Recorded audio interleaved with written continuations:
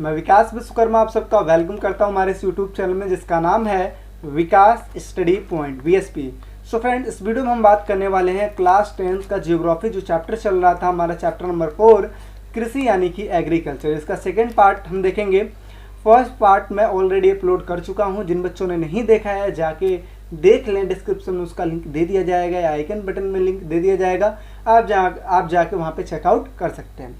चलिए part 2 start करते हैं। तो देखिए यहाँ पे जो हम पढ़ने वाले हैं बागवानी फसलें। देखिए बागवानी फसलें वो फसलें होती है जिनको एक बागान के तौर पर लगाया जाता है। जैसे आपने देखा होगा बागीचों का नाम सुना होगा, ठीक है। गांव में अक्सर आपने देखा होगा कि एक लाइन से बागीचे होते हैं और वहाँ पे आम के पेड़, लीची के पेड़, अलग अलग चीज़ों के पेड़ होते हैं। तो ये बागवानी करके लगाए जाते हैं, यानी कि एक लाइन से लगाए जाती है, इसको बागवानी ही बोला जाता है, ठीक है। तो बागवानी दो चीज़ों में होती है, एक तो ये हो गया वृक्षों में भी हो गई, जैसे फलों में हो गया। इसके अलावा जो ये होते हैं सब्जियां वगैरह होती हैं, इनकी भी बागवानी की जाती है। जैसे एक लाइन से टमाटर लगा दिया, एक लाइन से बैगन लगा दिया, एक लाइन से भिंडी लगा दिया, तो इनकी भी बागवानी होती है। तो देखिए बागवानी फसलें, भारत विश्व में सबसे अधिक फलों सब्जियों का उत्पादन करता है और इसका जो स्थान है दूसरे नंबर पे, विश्व में इसके दूसरे नंबर पे इसका स्थान है, खासकर उत्पादन में। और किस चीज़ के उत्पादन में? फलों और सब्जियों के। नेक्स्ट बात करते हैं तमिलनाडु के केले, उत्तर प्रदेश और बिहार की लीची बहुत ही ज़्यादा फेमस है, उत्तर प्रदेश की और इसके अलावा बिहार की लीची। मेघालय के अनानास हो गए और आंध्र प्रदेश और महाराष्ट्र के अंगूर। इसके अलावा हिमाचल प्रदेश और जम्मू कश्मीर के सेब, ये जो हो गए बहुत ही ज़्यादा फेमस है। और खासकर जो सेब, नाशपाती है, इसके अलावा अखरोट जो है ये ठंडे इलाकों में ज़्यादातर पाया जाता है। जैसे आप देखते होंगे जम्मू कश्मीर या हिमाचल प्रदेश जो ठंडा इलाका है वहीं पे इत्यादि चीज़ें मिलती हैं। एक चीज़ आपने और नोटिस किया होगा कि जब लोग जाते हैं वैष्णो देवी तो वहाँ से अखरोट ज़्यादा लेके आते हैं। क्यों? क्योंकि अखरोट की वहाँ पे पैदावार ज़्यादा होती है और दूसरे नंबर पे सस्ती मिलती है, इसी वजह से वहाँ पे लेके आते हैं। ये चीज़ समझ में आ गई और इन सब चीज़ों की बहुत ही ज़्यादा मांग होती है। आगे बात करते हैं भारत टमाटर, फूल गोभी, प्याज, बंद गोभी, टमाटर, बैगन, आलू उत्पादन में प्रमुख स्थान पे है। तो आप ये देख सकते हो जैसे भिन्न भिन्न प्रकार के यहाँ पे फ्रूट्स है, जैसे अमरूद हो गया, इसके अलावा ये अनार हो गया, सेब हो गया, ठीक है। ये तो रही फलों की बात। अगर सब्जियों की बात करें तो टमाटर और ये हो गया आपका मटर, इसके अलावा ये हो गया बैगन। तो इत्यादि चीज़ें हैं, इमेजेस इस वजह से यूज़ की गई ताकि आपको चीज़ें बेहतर ढंग से समझ में आए, ठीक है। नेक्स्ट बात करते हैं, आगे बात करते हैं अखाद्य फसलें। तो अभी तक हमने बात किया है खाद्य फसलें, वो फसलें जिनको खाया जाता है। अब बात करेंगे अखाद्य फसलें, जिनको खाया तो नहीं जाता है बल्कि यूज जरूर किया जाता है। जैसे कपड़ों में हो गया, कट्टा बनाने में हो गया, ठीक है, बहुत सारी चीज़ों में इनका यूज होता है। तो अभी बात करते हैं अखाद्य फसलें।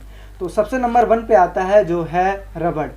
तो आपको पता है कि जो पेंसिल है, पेंसिल के नोक जो लाइन होती है उसको मिटाने के लिए रबड़ का यूज करते हैं। और खासकर छोटे जो बच्चे होते हैं वो तो करते ही हैं। जब हम भी छोटे तो हम भी किया करते थे।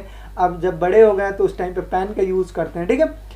तो ये चीज़ है रबड़। रबड़ होता कैसे है? तो देखिए जो रबड़ जो चीज़ है ये भारत के भूमध्य रेखीय स्थानों पर ज़्यादा होता है, खासकर सदाबहार बहारों में, ठीक है। और सदाबहार बहारों में कैसे होता है? तो ये जैसे ये हो गया पेड़, और पेड़ों के साइड में क्या होता है कि ये छोटे छोटे एक कटोरे टाइप में कुछ पॉट लगा देते हैं, मतलब क्या एक बर्तन लगा देते हैं और इसमें छेद कर देते हैं। और इससे होता क्या है कि जो दूध निकलता है इसमें आके एकत्रित हो जाता है और एकत्रित बनने के बाद इसी को रबड़ बनाने में यूज करते हैं। तो ये ऑलरेडी इसी चीज़ का यूज़ करते हैं। और देख सकते हो कि अन्य अन्य जितने भी पेड़ होंगे वहाँ पे ऐसे ही कटोरे लगा देते हैं ताकि जो दूध है एकत्रित हो जाए और उससे रबड़ आसानी से बन पाए।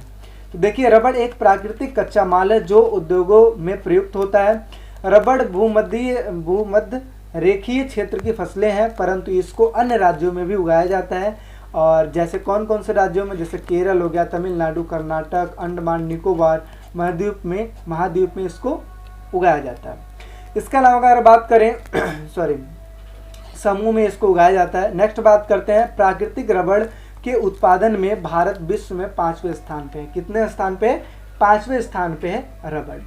इसके अलावा अगर बात करें तो रेशेदार फसलें, रेशेदार फसलें मतलब रेशा जो निकलता है, जैसे कपड़ा पहनते हैं, कॉटन कपड़ा पहनते हैं, तो ये इसमें भी तो रेशा लगता है और रेशे से ही कपड़े तैयार होते हैं। तो इन चीज़ों की बात हो रही है। तो रेशेदार फसलें जैसे हो गया कपास, जूट, सन, प्राकृतिक रेशम भारत में उगाए जाने वाली 4 मुख्य रेशेदार फसलें हैं। तो यहाँ पे देखिए ये है पेड़, ठीक है। और ये जो रेशम की जो खेती होती है ना, मतलब खेती एक तरीके से बोलते हैं, रेशम जो उगाया जाता है वो इन कीड़ों के माध्यम से उगाया जाता है। ये कीड़े ही इस चीज़ को बनाते हैं, ठीक है। तो इनमें से 3 मिट्टी में फसल उगाने के लिए पर्याप्त हैं। तो यानी कि जो ये 3 है ये मिट्टी में उगाई जाती हैं, बाकी जो रेशम है ये प्राकृतिक रेशम होता है जो कि इन कीड़ों के माध्यम से एकत्रित किया जाता है, बनाया जाता है। चौथा, रेशम के कीड़ों को कोकून से प्राप्त होता है जो मलबरी पेड़ के हरी पत्तियों पर पलता है। इसको पाला, जैसे पालते हैं ना, उस हिसाब से कीड़े इसको पालते हैं। रेशम उत्पादन के लिए रेशम के कीड़ों का पालन रेशम उत्पादन कहलाता है। रेशम उत्पादन के लिए रेशम के कीड़ों का पालन क्या कहलाता है? रेशम उत्पादन कहलाता है। ठीक है, समझ में आ गई। ये जो 3 है ये तो मिट्टी में होती है, मिट्टी में फसलें होती हैं। इसके अलावा जो प्राकृतिक रेशम होता है ये कीड़ों के माध्यम से बनाया जाता है। जो रेशम के कीड़े होते हैं इनका पालन करके बनाया जाता है। नेक्स्ट बात करते हैं, आगे बात करते हैं कपास। तो कपास की खेती तो होती है, जैसा कि देखो कपास की खेती इस टाइप से होती है और ये इसके जहाँ से कपास निकलते हैं जिस तरीके से वो चीज़ है। ठीक है, तो आप चीज़ों को देख के समझ सकते हैं। भारत को कपास के पौधे का मूल स्थान माना जाता है, एक्चुअल स्थान माना जाता है। सूती कपड़ा उद्योग में कपास एक मुख्य कच्चा माल है। सूती वस्त्रों का इस्तेमाल अगर करते हैं तो उसमें जो कपास होता है, कपास का बहुत ही ज़्यादा महत्वपूर्ण रोल होता है, क्योंकि अधिकतर सूती वस्त्र का निर्माण होता है कपासों के माध्यम से। कपास उत्पादन में भारत तीसरे स्थान पे है और इसे काली मिट्टी में उगाया जाता है। महाराष्ट्र, गुजरात और मध्य प्रदेश, आंध्र प्रदेश इसके मुख्य राज्य हैं। ठीक है, अब बात कर लेते हैं जूट की। तो जूट को सुनहरा रेशा भी कहा जाता है। जूट की फसल बाढ़ के मैदानों में जल निकासी वाली उर्वरक मिट्टी में उगाई जाती है। तो ध्यान से सुनिए, इसका मतलब क्या है? जूट की फसल बाढ़ के मैदान में जल निकास वाली उर्वरक मिट्टी में उगाई जाती है। वो स्थान जहाँ पे बाढ़ आती है, तो बाढ़ आएगी तो उसके साथ उर्वरक शक्ति भी आएगी। और जो जूट होता है, जूट की खेती अक्सर वहीं पे होती है जहाँ पे ना ज़्यादा पानी हो, ठीक है, और बाढ़ आए। मतलब क्या है कि जब बाढ़ आती है तो उर्वरक शक्ति आती है, तो इससे क्या होता है कि इनकी जो फसलें होती हैं वो काफ़ी उत्पादित अच्छी होती हैं। ठीक है, तो ये उस स्थान पे होती है जहाँ पे अधिकतर बाढ़ आते भी हैं और चले भी जाते हैं, उस जगह पे होता है। पश्चिम बंगाल जैसे होगा, बिहार, असम, उड़ीसा, मेघालय जूट के मुख्य उत्पादन राज्य हैं। ठीक है, और इसका प्रयोग बोरिया बनाने के लिए, चटाई बनाने के लिए, रस्सी बनाने के लिए, तंतु और धागे बनाने के लिए, गलीचे आदि बनाने के लिए प्रयोग किया जाता है जूट का। ठीक है, तो ये चीज़ हमने पढ़ लिया कपास और जूट के बारे में। नेक्स्ट बात करते हैं, अब बात करते हैं प्रौद्योगिकी और संस्थागत सुधार। मतलब क्या है? जो प्रौद्योगिकी यानी कि टेक्नोलॉजी और जो संस्थागत सुधार है उसके बारे में हम बात करते हैं। तो पहली चीज़ यहाँ पे देखिए, संस्थागत सुधार करने के लिए जब हमारा देश आज़ाद हुआ था उस टाइम पे जो अर्थव्यवस्था थी काफ़ी डाउन हो गई थी। तो उसके बाद धीरे धीरे हर चीज़ में चेंजेस आया, जैसे पंचवर्षीय योजना लाया गया। ठीक है, 1951 में पहला पंचवर्षीय योजना आया था जिसका मुख्य उद्देश्य था कृषि को ज़्यादा बढ़ावा देना। दूसरा पंचवर्षीय योजना 1956 में आया था जो कि उद्योगों को बढ़ावा देने के लिए लाया गया था। इसके बाद हरित क्रांति आई, तो धीरे धीरे बहुत सारी चीज़ें आई जिसकी वजह से विभिन्न प्रकार के चेंजेस हुए। तो ये देखिए, तो संस्थागत सुधार करने के लिए जोतों की चकबंदी, मतलब क्या है कि जो पहले जो खेत बिखरे पड़े रहते थे उनको अब एकत्रित किया गया। इससे क्या होता है कि जो खेत हैं जो पहले अन्य जगहों पे थे अब एक जगह पे आ गए, तो उससे प्रोडक्शन करना आसान हो गया। इसके अलावा सहकारिता, इसके बारे में मैंने बता ही रखा है कि जैसे सहकारिता क्या होता है, विभिन्न जो लोग होते हैं आपस में पैसा एकत्रित करते हैं और जिनको ज़रूरत होती है वो उस पैसों को ले लेता है। ठीक है, और फिर पैसा इकट्ठा करते हैं। ठीक है, यानी कि पैसा इकट्ठा करने वाला है वो पूंजी जो समझ लो कि सेविंग वाली पूंजी है, उसको एकत्रित करते हैं उन लोगों के लिए जिनके लिए ये काम आ सके। ठीक है, और इस पे ब्याज वगैरह भी लगा देते हैं जिसकी वजह से जो पैसा दे रहे हैं उनको भी कुछ प्रॉफिट हो पाए। तो सहकारिता, इसके बारे में मैंने ऑलरेडी पढ़ा रखा है, आप जाके चेकआउट कर सकते हैं, इकोनॉमिक्स में मैंने पढ़ा रखा है, तो वहाँ पे देख सकते हैं। इसके अलावा जो जमींदारी प्रथा पहले से चली आ रही थी, इन चीज़ों को क्या कर दिया, समाप्त कर दिया। ठीक है, तो ये चीज़ हो गया। अच्छा, दूसरा, पंचवर्षीय योजना में भूमि सुधार मुख्य लक्ष्य था, यानी कि भूमि को सुधारा गया। ठीक है, जैसे चकबंदी करके इत्यादि चीज़ों के द्वारा भूमि को सुधारा गया। इसके अलावा कई जगह पे संस्थागत मतलब भूमि जैसे होता नहीं है कि भूमि को चेक करने वाले जो होंगे, उन चीज़ों की स्थापना की गई ताकि जो कृषि है वो अच्छी हो पाए। आगे बात करते हैं 1960 से 70 के दशक में भारत सरकार ने कई प्रकार के कृषि सुधारों की शुरुआत की। पैकेज टेक्नोलॉजी पर आधारित हरित क्रांति हो गया, श्वेत क्रांति हो गया। हरित क्रांति अच्छी बीजों का यूज करना, अच्छे उपकरणों का यूज करना जिसकी वजह से फसलें अच्छी हो पाए। श्वेत क्रांति वो क्रांति थी जिसमें मतलब दूध की क्रांति आई थी। श्वेत क्रांति, श्वेत मतलब क्या होता है, सफ़ेद, या दूध की क्रांति। तो ये देखिए, इसी को ऑपरेशन फ्लड बोलते हैं। ठीक है, जिसकी वजह से अमूल जो दूध आया था ना, पाउडर वाला जो दूध था, ठीक है, जिसको लंबे टाइम तक रखा जा सकता था। तो श्वेत क्रांति का मुख्य लक्ष्य वही था कि जो भारत के विभिन्न जगह हैं वहाँ तक श्वेत क्रांति के द्वारा दूधों को पहुँचाया जा सके। जैसी कृषि सुधार के लिए कुछ रणनीतियाँ आरंभ की गई। 1980 तथा 1990 के दशक में व्यापक भूमि विकास कार्यक्रम शुरुआत किया गया।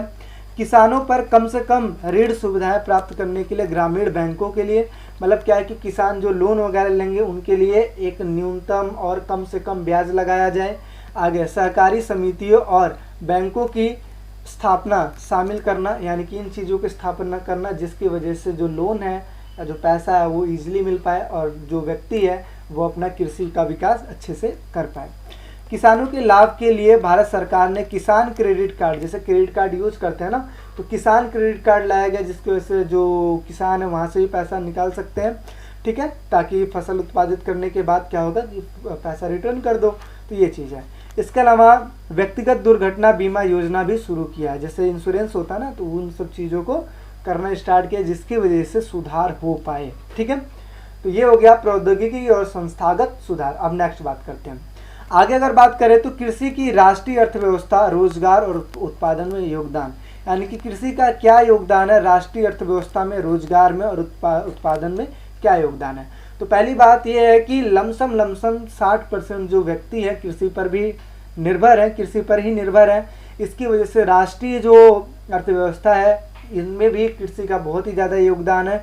और इसके अलावा आपको पता है कि रोज़गार में भी जिन व्यक्तियों को रोज़गार नहीं मिल पाता वो खेती में ही लग जाते हैं, तो खेती का प्रोडक्शन करते हैं, तो रोज़गार में भी काफ़ी मतलब वो निभाया है, काफ़ी रोल निभाया है कृषि ने।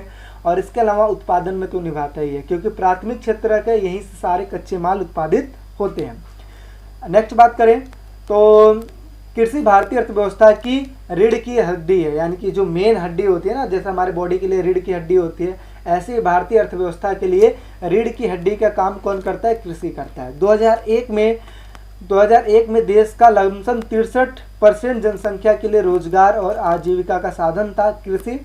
कृषि सकल घरेलू उत्पाद में घटता अंश गंभीर चिंता का विषय है, यानी कि क्या है कि कृषि का जो प्रोडक्शन है, जो विकास हो रहा था, इसका धीरे धीरे घटता चला आ रहा है। अभी नेक्स्ट बात करेंगे कि क्यों घटता चला आ रहा है। ठीक है, तो ये चीज़ देखिए कि इसका जो सकल घरेलू उत्पाद है धीरे धीरे घटता चला आ रहा है, क्योंकि विभिन्न चीज़ों में कमियां देखने को मिल रही हैं। अभी नेक्स्ट बात करेंगे इसी चीज़ के ऊपर।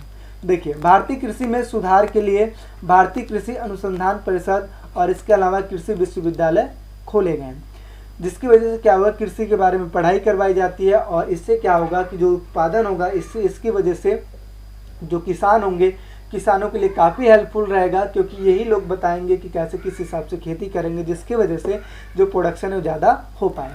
इसके अलावा पशु चिकित्सा सेवाएं स्टार्ट की गई, जिसकी वजह से पशुओं को में भी सुधार हो पाए। इसके अलावा पशु प्रजनन केंद्र की स्थापना की गई। इसके अलावा बागवानी का विकास हुआ, बागवानी जो बात कर रहे थे पीछे। ठीक है, इसके अलावा मौसम विज्ञान और मौसम के पूर्वानुमान के क्षेत्र में अनुसंधान और विकास की वरीयता मिली। मतलब क्या है कि एक तो मौसम विज्ञान में काफ़ी ध्यान दिया गया है, इसके अलावा मौसम का पूर्वानुमान लगाना, मतलब क्या है कि पहले ही ये अनुमान लगा लिया जाए कि क्या चीज़ होने वाला है, क्या किन चीज़ों की संभावना। अब जैसे सपोज कई बार ऐसा होता है कि फसल लहला रही है और अचानक से बारिश हो जाता है और फसल क्या हो जाता है, बर्बाद हो जाता है। तो इन्हीं सब चीज़ों के लिए मौसम के पूर्वानुमान के लिए एक चीज़ कार्य किया गया है, जिसकी वजह से लोगों को ये पता लग पाए कि क्या होने वाला है, किन चीज़ों की संभावना है, क्या मौसम में चेंजेस होगा या नहीं होगा। ठीक है, तो ये चीज़ें आई होप आपको समझ में आई होगी। नेक्स्ट बात करते हैं, आगे बात करते हैं खाद्य सुरक्षा। खाद्य का मतलब होता है खाने की वस्तुओं की सुरक्षा करना, मोस्टली इंपॉर्टेंट चीज़ है, क्योंकि हमें पता है कि हमारे इधर क्या होता है कि चीज़ों को स्टोर करके भी रखा जाता है लंबे टाइम के लिए, क्योंकि हमें पता है कि राशन जो हम रखते हैं अपने घर में, अब फसल जो होती है एक बार होती है, 6 महीने में एक बार फसल होगी और फिर क्या करते हैं उसको हम लंबे टाइम के लिए स्टोर करके रखते हैं। तो कहीं ना कहीं इस चीज़ की सुरक्षा होगी कि नहीं होगी, तो यही चीज़ है। भोजन एक आधारभूत आवश्यकता है और प्रत्येक नागरिकों को ऐसा भोजन मिलना चाहिए जो कि न्यूनतम पोषण प्रदान करे। कम से कम इतना तो भोजन जरूर मिलना चाहिए जिसकी वजह से वो न्यूनतम जो पोषण है वो पा सके। आगे, समाज के सभी वर्गों को खाद्य उपलब्धता सुनिश्चित कराने के लिए हमारी सरकार ने सावधानीपूर्वक राष्ट्रीय खाद्य सुरक्षा प्रणाली की रचना की है, जिसके प्रमुख 2 घटक है। कौन कौन से? एक बफर स्टॉक और दूसरा है सार्वजनिक वितरण प्रणाली, पीडीएस जिसको बोलते हैं। अब बात करते हैं बफर स्टॉक क्या होता है। तो आपको पता है कि जिस टाइम पे जो फसल होती है अच्छी होती है, प्रोडक्शन ज़्यादा हो जाता है, तो उस टाइम पे क्या करते हैं, उन फसलों को लंबे टाइम तक स्टोर करके रखते हैं। जैसे गोडाउन हो गया ना, गवर्नमेंट की जो गोडाउनें होती हैं उनमें लंबे टाइम तक स्टोर करके रखते हैं, ताकि इन फ्यूचर अगर फसल बर्बाद भी हो जाए या फिर अच्छा प्रोडक्शन ना हो पाए तो उस टाइम पे इन फसलों, जो भी फसल स्टॉक करके रख रहे हैं, ठीक है, जो भी अपने पास सेविंग करके रख रहे हैं, उनका भी यूज कर पाए। एक अनुमान के तहत लगाया जाता है कि अगर पूरे विश्व को अगर खाना खिलाना हो, ठीक है, तो उस टाइम पे भारत के पास इतना अनाज है कि वो कम से कम 60 दिन तक वो सबको खिला सकता है। एक अनुमान के तहत मैं बता रहा हूँ, मैं कहीं पढ़ा था पोस्ट, तो वहाँ पे ये चीज़ मैंने देखा था कि भारत के पास इतना अनाज है कि वो पूरे विश्व को, मतलब अपने विश्व को 60 दिन तक खाना खिला सकता है। ठीक है, तो स्टॉक करके रखा जाए, क्योंकि आप देखते हो कोविड-19 आ गया। अगर इस टाइम पे क्या था कि प्रोडक्शन बिल्कुल ही नहीं हो रहा था, क्योंकि हर जगह पे लॉकडाउन लगा दिया गया था, तो अब कहीं ना कहीं, और आप देख रहे होंगे हर जगह पे अनाज मुक्त बट रहा था, तो कहीं ना कहीं स्टोर होगा तभी तो ये बट रहा था। तो ये चीज़ है। फसल का उत्पादन अधिक होने पर उसे दूसरे देश में बेचने के लिए या फिर आपदा के समय में बचा कर रखने के लिए इसका यूज किया जाता है, बफर स्टॉक का, और अनाजों को जमा कर रखा जाता है, मतलब जमा करके रखा जाता है। नेक्स्ट बात करते हैं सार्वजनिक वितरण प्रणाली। तो इसमें देखिए, सार्वजनिक वितरण प्रणाली यह एक कार्यक्रम है, ग्रामीण और नागरिक क्षेत्रों में खाद्य पदार्थ और अन्य आवश्यक वस्तुएं सस्ती दरों पर उपलब्ध कराती है। मतलब क्या है कि जैसे आप देखते हो ना, राशन कार्ड पे मिलता है, राशन मिलता है तो सस्ते दर पे ही तो मिलता है, 2 रुपये किलो, 3 रुपये किलो, 5 रुपये किलो, ऐसे करके मिलता है ना। तो ये वो प्रणाली है, ये या वो कार्यक्रम है जिसकी वजह से जो खाद्य वस्तुएं होती हैं या आवश्यक वस्तुएं होती हैं वो सस्ते दरों पे उपलब्ध होती हैं। इनमें निर्धारित लोग भोजन प्राप्त करने में सामर्थ्य प्राप्त हुए हैं, जैसे ये हो गया बीपीएल, ठीक है, बिलो प्रॉपर्टी लाइन। तो ये होगा गरीबी रेखा के जो नीचे होते हैं वो लोग, जिनका बीपीएल बनता है, और एपीएल बनता है गरीबी रेखा से ऊपर वाले लोगों को। तो इसमें क्या होता है कि छूट दी जाती है, और जो फसल, मतलब जो भी खाद्य वस्तुएं दी जाती हैं वो सस्ते रेट पे दी जाती हैं। प्रत्येक वर्ग के लिए कीमतें अलग अलग होती हैं, जैसे बीपीएल के लिए अलग और एपीएल के लिए अलग, ठीक है, क्योंकि गरीबी रेखा वाले जो होते हैं वो ज़्यादातर बहुत ही ज़्यादा गरीब होते हैं, और एपीएल वाले होते हैं जो ऊपर होते हैं, तो इस वजह से रेट में इनमें अंतर देखने को मिलता है। अब बात करते हैं जो यहाँ पे देखिए, खाद्यान्नों का उत्पादन विकास रुद्ध क्यों हो रहा है और इसमें कमी क्यों आई है। मतलब क्या है कि जो खाद्यान्न है उसका जो विकास है वो क्यों रुका पड़ा है, क्यों धीरे धीरे कम होता जा रहा है, और इसके अलावा इसमें क्यों कमी देखने को मिली है। एक एग्जाम्पल के थ्रू देखते हैं, ये आपके बुक में दिया हुआ है। देखिए यहाँ पे क्या है कि खाद्यान्न, चावल, गेहूँ, मोटे अनाज और दाल, इनका रिकॉर्ड लिया गया है। और रिकॉर्ड कब का लिया गया है? 1999 से लेकर 2000, 2000 से लेकर 2001, 2001 से 2, 2 से 3, 3 से 4 और 4 से 5, यानी कि इसका रिकॉर्ड रखा गया है। अब देखिए, जो चावल प्रोडक्शन किया जा रहा था 1999 से 2000 के बीच में, वो कितना किया जा रहा था? 89.7 किया जा रहा था, और जो कि 2005 में कितना हो जाता है 85, यानी कि इसमें भी देखो तो कमी देखने को हमें मिलती है। नेक्स्ट बात करते हैं गेहूं की, तो गेहूं में यहाँ पे देखिए 76.4 था, लेकिन आगे चल के 2005 में क्या हो जाता है 72.0 हो जाते हैं, यानी कि इसमें भी कमी देखने को मिलती है। मोटे अनाज में भी अगर बात करें तो मोटे अनाज में क्या है कि इसका प्रोडक्शन थोड़ा सा बढ़ा है, क्योंकि दाल वगैरह इसका प्रोडक्शन बढ़ा है। तो 2005 में 1999 से लेकर 2000 में कितना किया जाता था 30.3, और आगे चल के इसका क्या चेंज हो जाता है, मतलब प्रोडक्शन धीरे धीरे बढ़ जाती है तो 33.9 हो जाता है। इसके अलावा दालों की अगर बात करें तो 13.4, और जो कि दोनों ही नॉर्मल है, ठीक है। तो अगर कुल की अगर बात करें तो देखिए 1999 से लेकर 2000 में 209.8 था, जो कि 2004 और 5 में कितना हो जाता है 2.0 मतलब 204.6 हो जाता है। तो कमी देखने को हमें मिल रही है ना, ये कमी क्यों देखने को मिल रही है इस चीज़ के बारे में बात करते हैं।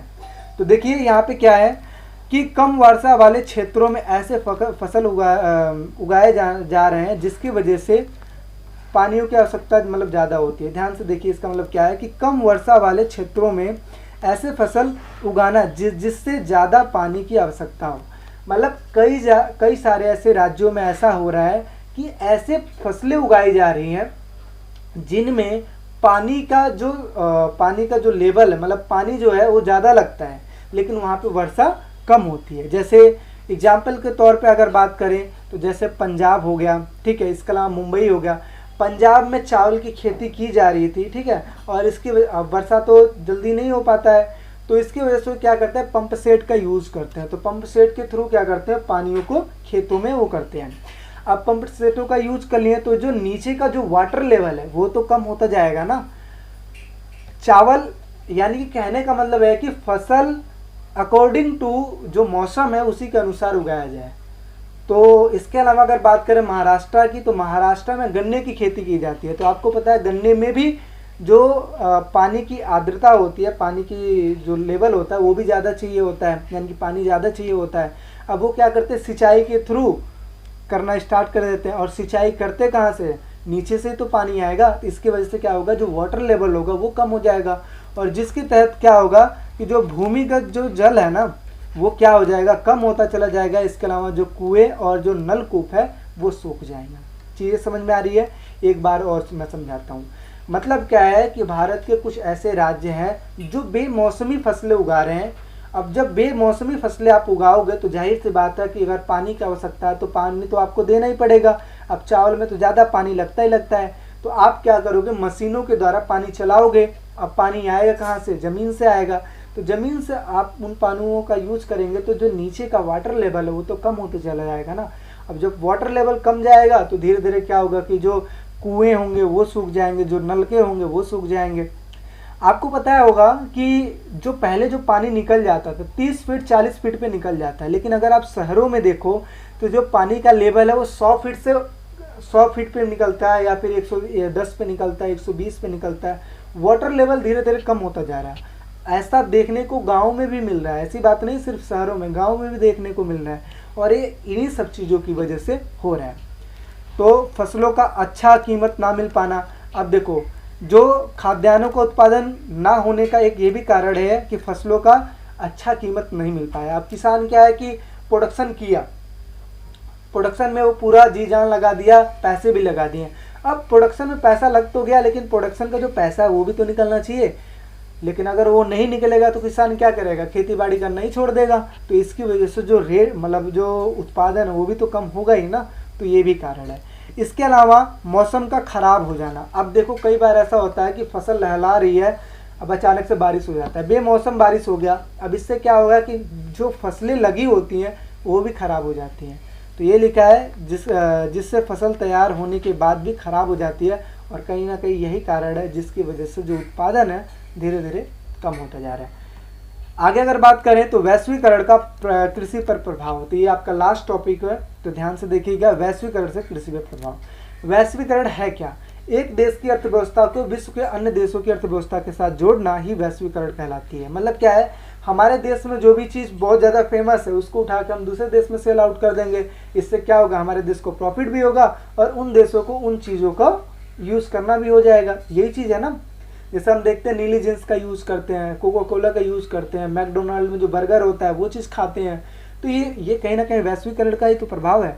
तो कृषि पे क्या प्रभाव पड़ा, तो इस चीज़ को देखिए। तो पहली चीज़ ये कि कृषि में जो बीज हो गए, जो उपकरण हो गए, इत्यादि चीज़ें जो हो गई वैश्वीकरण के थ्रू देखने को मिलती हैं हमें, ठीक है। इसकी वजह से जो पैदावार हो गया वो भी अच्छा हो जाता है। तो अच्छी गुणवत्ता वाले बीजों का प्रयोग करना ये कृषि का मतलब वैश्वीकरण का अच्छा प्रभाव है, ठीक है। इसमें क्या होगा, बौने बीजों का यूज करते हैं, XYV बीजों का यूज करते हैं, सॉरी HBY बीजों का यूज करते हैं, ठीक है। तो इससे क्या होगा कि जो फसल होती है वो अच्छी हो पाती है। इसके अलावा अगर बात करें तो नए नए टेक्नोलॉजी के जरिए कृषि की जाने लगी है, विभिन्न प्रकार की टेक्नोलॉजियों के द्वारा की जाती है। इसके अलावा इसकी वजह से क्या होता है, कृषि में वृद्धि होती है और उत्पादित मतलब अत्यधिक उत्पादन होने लगता है इससे। इसके अलावा अगर बात करें तो हरित क्रांति के दौरान रसायन का प्रयोग किया जाना, यानी कि विभिन्न प्रकार की जो कीटनाशक दवाइयाँ हो गई इन चीज़ों का यूज़ किया जाने लगा। जो यूरिया हो गया, ठीक है, फर्टिलाइज़र हो गए, इन चीज़ों का यूज किया जाने लगा। और इसकी वजह से कुछ नुकसान भी देखने को हमें मिलता है। जैसे मैं बता रहा हूँ ना, जो वाटर लेवल है वो धीरे धीरे कम होता जा रहा है। तो ये लिखा है कि जल वृत्तों के सूखने और जैव विविधता विलुप्त होने के कारण भूमि का निम्नीकरण हुआ है, यानी कि भूमि का जो उर्वरक शक्ति हुई है वो खत्म होती जा रही है, ठीक है। इसके अलावा कार्बनिक यानी कि ऑर्गेनिक जो कृषि हो गया आज धीरे धीरे ज़्यादा प्रचलित होती जा रही है। जैसे कि आप देख सकते हो कि ये विभिन्न प्रकार के वैक्सीन मतलब वो किए जा रहे हैं, जिसकी वजह से जो इसमें जो कीड़े वगैरह लगते हैं, ठीक है, वो ना लगे और फसल अच्छी हो पाए। तो कहीं ना कहीं इन चीज़ों का यूज़ किया जा रहा है और इसका मतलब जो इफ़ेक्ट, साइड इफ़ेक्ट भी और इफ़ेक्ट भी देखने को मिलता है हमारे खासकर स्वास्थ्य पे, ठीक है। भारत में लगभग 60 करोड़ लोग लगभग 25 करोड़ हेक्टेयर भूमि पर निर्भर हैं, यानी कि 60 करोड़ लोग जो हैं 25 करोड़ हेक्टेयर भूमि पर निर्भर हैं। और मैंने आपको बताया कि 2001 में लमसम 63% जो जनसंख्या थी वो कृषि पर निर्भर थी और आज भी लमसम 60% जो जनसंख्या है कृषि पर ही निर्भर है। तो इस तरीके से हमने देखा कृषि के बारे में क्या क्या चीज़ है, कौन कौन सी फसलें उगाई जाती हैं, किन किन हिसाब से चेंजेस हुए और किन किन वजह से जो कृषि का जो उत्पादन है वो घटा है और बढ़ा भी है, ठीक है। तो इन सब चीज़ों को हमने इस चैप्टर में देखा। आई होप सारी चीज़ आपको समझ में आई होगी और इसी के साथ आपका चैप्टर ओवर हो जाता है। और अगर वीडियो अच्छी लगती हो तो वीडियो को लाइक करें, शेयर करें, सब्सक्राइब करें और एक बार और देखें ताकि जो डाउट्स हैं वो भी सारा क्लियर हो जाए। इसके अलावा अगर कोई भी मन में डाउट हो तो कमेंट सेक्शन में कमेंट करें, इसका जवाब मैं ज़रूर दूंगा। और इसके अलावा आप वीडियो अच्छी लगी हो तो कमेंट सेक्शन में ज़रूर बताएं कि वीडियो कैसी लगती है, ठीक है। बाकी मिलते हैं नेक्स्ट चैप्टर में एक अगले वीडियो के साथ। अभी के लिए बाय बाय, टेक केयर।